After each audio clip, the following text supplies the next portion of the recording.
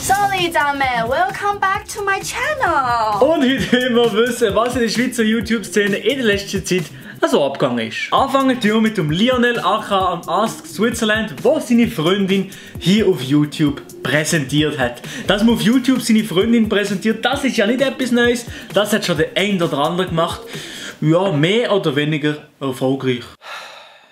Gerade vor ein paar Wochen hat der Lionel seine Freundin hier auf YouTube präsentiert. Bei ihm ist das Video aber nicht wirklich normal gewesen. Yeah. Seine Freundin, die kommt nämlich aus dem Taiwan und redet mit ihm nur Englisch. My name is Lionel. Oder halt Chinesisch. Super Voraussetzungen für gute Kommunikation in der Beziehung. Man kann sich unterhalten. Aber hey Lionel, ganz ehrlich, es gibt Leute, die haben jahrelang Französisch in der Schule und können kein einziges fließendes Wort reden. Aber du gehst ein paar Monate ins Ausland und kannst einfach Chinesisch. Hut ab. I would be happy if you gave a thumb up.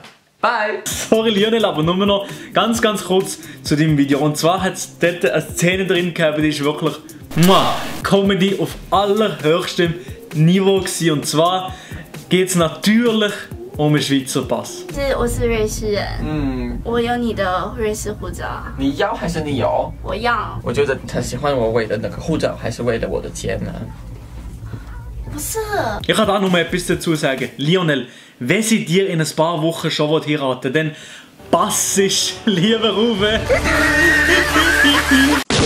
Die Reaktion von Lionel auf diesen scheiß Joke, die sieht ungefähr so aus. Das ist natürlich ein Faule. Fertig Lionel, wir kommen gerade zum nächsten Kandidat. Schweizer YouTuber, die regelmäßig Videos machen, das gibt es ungefähr so selten wie interessante Instagram-Profile. Aber einer von der seltenen Spezies ist der Adi Totoro. Er hat letzte Woche ein interessantes Video abgeladen. Ein Bub kommt im Spital auf die Welt, gerade neben einer Wand. Man glaubt es kaum, es lässt einem kalt.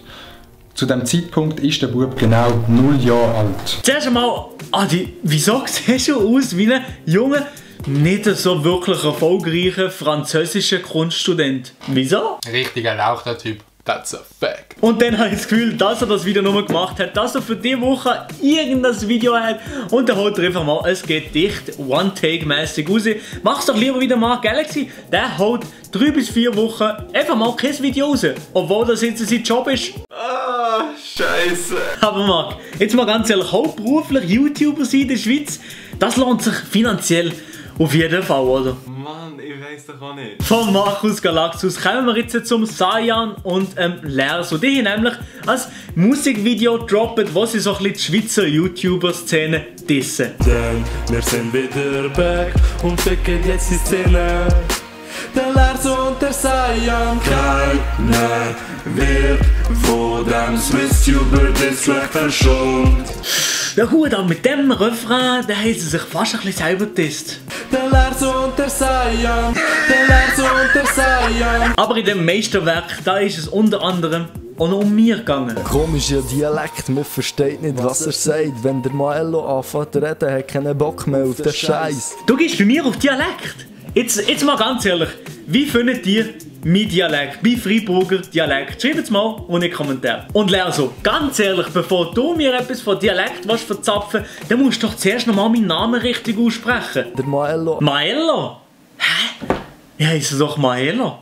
Darum sehr, es tut mir leid. Und damit abonniert doch den YouTube-Kanal. Der rechnet ja noch irgendwann noch mal die 10.000 Abonnenten. Ja, das sage ich nicht zu jedem Video. Und dann wollte ich noch kurz sagen, das Video ist natürlich nicht da zum ernst genommen werden. Alles easy mit den Leuten, die vorgekommen sind. Gebt dem Video doch ein Like und dann würde ich sagen... Tschüss.